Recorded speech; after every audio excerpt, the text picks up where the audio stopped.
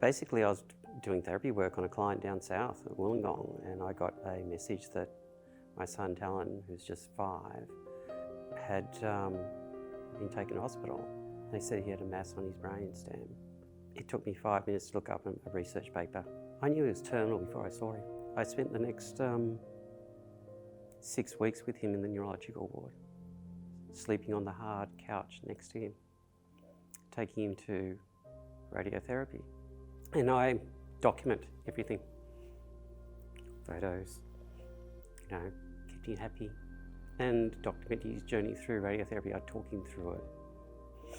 That documentation's used today. For each of these things, I try and look for the positive and make it the best experience that you could have at the time. So we'd get in there, get it done, get out, and try and have as much fun as possible. The experience there was as good as possible for a split family. That's another long story. We ended up going out to Bear Cottage, the children's hospice, and we were there for the rest of his time. My group at the time, I think we raised over $100,000 worth of goods, services and funding for Bear Cottage. You make a difference. I mean, we saw, because you're sitting around there, it's really hard. You're sitting around there waiting for your child to die. You're awake almost all the time. You've got other children there to look after as well, other problems.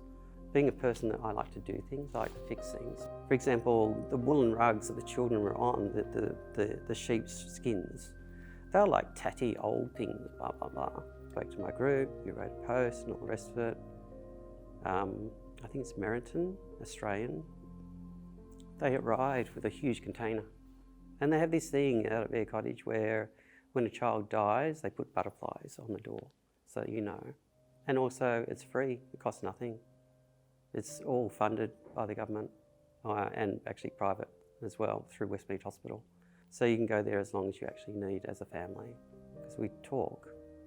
He says, can you make a difference? And I said, I can try. Resources wise, there was nothing particularly. There was a couple of little groups online, all the rest of it, very little, the old Yahoo groups, that sort of thing. So there's nothing specific. And there were no treatments. There's no treatments available. Like here, we have come so far. After Talon died, I end up discovering Paul Miller's group. He's an American in Colorado. And he actually started DIPG, Awareness for Family and Friends. And so I became involved with that. I'm still involved with that today. So now we're over 4,000 surgeons, neuro-oncologists, nurse practitioners, parents, stakeholders. It's a worldwide resource. Families get support really, really early. All the major organisations actually refer to our groups. The Chad Tough, for example, they're an American organisation with Michael Mosier Group. Because once you're in that journey and you get hit with, hello, your child has got brain cancer, most people don't have a medical background.